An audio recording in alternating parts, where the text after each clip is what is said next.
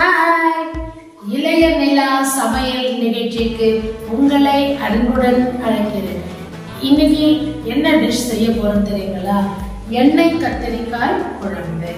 வாங்க நிகழ்ச்சிக்குள்ள போகலாம். அதுக்கு முன்னால நீங்க என்ன பண்ணணும்? லைக் பண்ணுங்க, ஷேர் பண்ணுங்க அண்ட் சப்ஸ்கிரைப் பண்ணுங்க.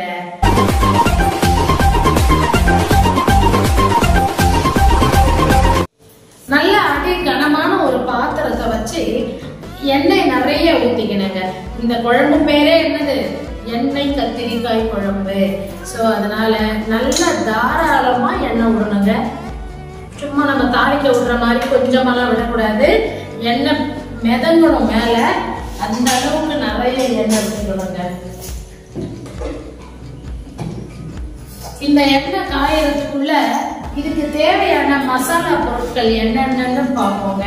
தேங்காய் எடுத்துக்கணும், ஒரு 4 பச்சை மிளகாய், அதுக்கப்புறம் சோம்பு, ஒரு துண்டு இஞ்சி, பொட்டுக்கடலை 2, ஒரு 7-8 மிளகு, கிராம்பு ஒரு 2-3 கிராம்பு.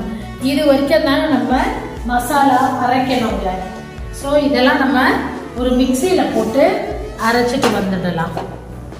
சில அரைக்கிறதுக்கு தேவையான அளவுக்கு திட்டமா தண்ணி ஊற்றிக்கலாம். குழம்புக்கு தான் ஊற்ற போறோம், அதனால கொஞ்சம் கூட தண்ணி இருந்தாலும் தப்பு கிடையாதுங்க. சரிங்க, நம்ம அதுக்குள்ள இந்த எண்ணெயில கத்திரிக்காயை போட்டுட்டு போனா அது வதங்கிட்டு இருக்கும். அதை வதக்கிறதுக்கு என்ன செய்யலாங்கிறத இப்ப பார்க்கலாம். சோம்பு, பட்டை, லவங்கம் இதெல்லாம் உங்களோட இஷ்டங்க, என்ன வேணாலும் கலந்துக்கலாம். ஆனா எங்க வீட்டுல அந்த ஃப்ளேவர் கொஞ்சம் கம்மியா தான் போடுவோம். அதனால ஏற்கனவே சோம்புலாம் அரைக்கிறதுக்கு எடுத்து வச்சிருக்கிறதுனால நாங்க கடுகு தாங்க யூஸ் பண்ணுவோம். ஒரே ஒரு பட்டை, இலை, ஸ்டார் மொக்கு இதெல்லாம் தான் போடுவோம். இப்போ வெங்காயம், பூண்டு,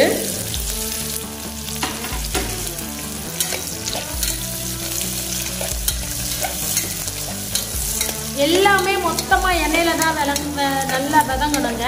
ஸோ அதனால நம்ம ஒன்றுத்துக்கும் ரொம்ப நேரம் டைம் எடுக்கணும்னு அவசியம் இல்லை. இப்போ அதுக்கு அடுத்தது அது கூடவே வெங்காயம் லைட்டாக கலர் மாறினா போதும்.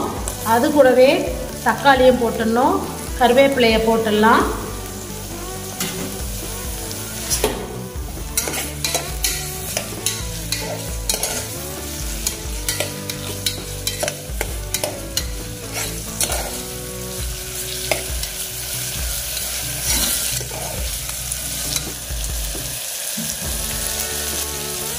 இந்த டிஷ்ஷுக்கு தேவையான அளவுக்கு நம்ம இப்போவே உப்பு போட்டுக்கணும்னா அது நல்லா காய்கறிகளோட சேர்ந்து நல்லா வெந்து வரும்.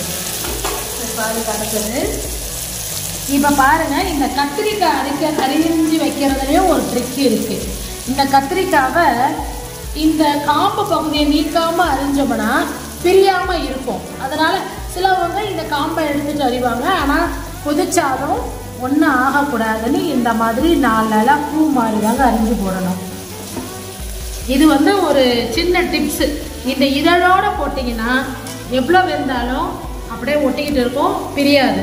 அதுதான் அந்த இது கூட ஒரு சின்ன டிப்ஸு. இப்போ பாருங்க எவ்வளோ எண்ணெய் இருக்கு.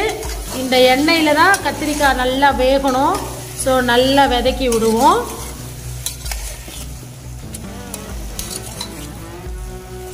அவ்வளோதாங்க, இது வெந்துக்கிட்டே இருக்கட்டும். நம்ம போயிட்டு அந்த மசாலாவை மிக்சியில் போட்டு அரைச்சிட்டு வந்துடலாம்.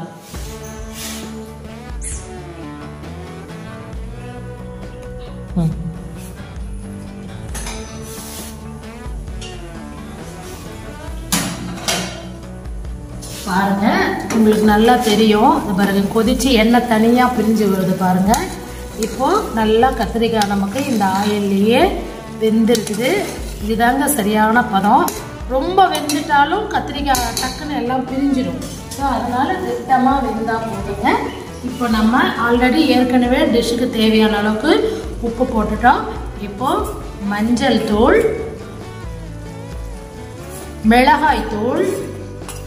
மிளகாய் தூள்னா நம்ம டெய்லி வீட்டில் நம்ம சாம்பாருக்கு அரைச்சி வைப்பீங்க இல்லையா, ஆர்டினரி மிளகாய் தூளுங்க. இது குழம்பு மிளகாய்த்தூள். காரக்குழம்பு எதுனாலும் நம்ம கொஞ்சம் குழம்பு மிளகாய்த்தூள் போட்டுட்டிங்கன்னா அதோட வாசனை நல்லா இருக்கும்.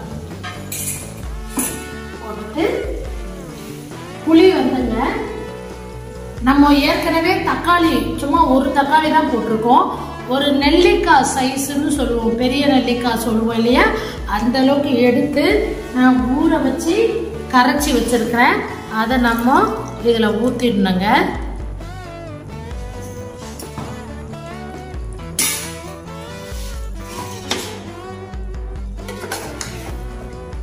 கொஞ்சம் இந்த மிளகாத்தூள் மஞ்சள் தூள்லாம் போட்டிருக்கோம். இந்த மசாலாலாம் இந்த கத்திரிக்காய்க்குள்ள நல்லா இப்படி உள்ளே போகிற அளவுக்கு நம்ம ஒரு கொதி விட்டுட்டோம்னா போதும்.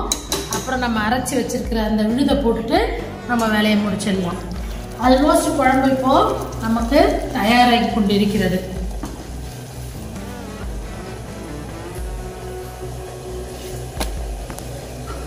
இது பண்ணி உள்ள அப்சர்வ் பண்ணிக்கிட்டு நல்லா எண்ணெய் திரும்பவும் மேலே வருது பாருங்க. இது மாதிரி இருக்கும்போது நம்ம அடுப்பை ஸ்லோ பண்ணிட்டு இந்த அரைச்சி வச்சிருக்க இந்த விழுதுகளை நம்ம அதில் போட்டுடணும்.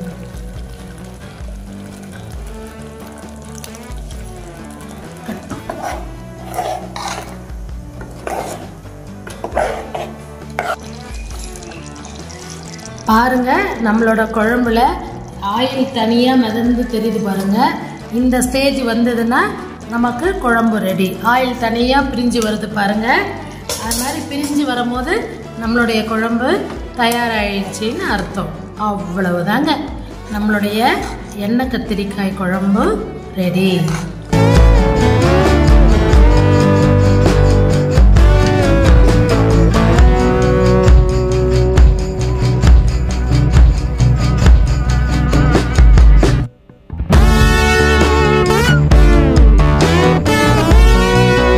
அவ்வளவுதாங்க, நம்மளுடைய எண்ணெய் கத்திரிக்காய் குழம்பு ரெடி.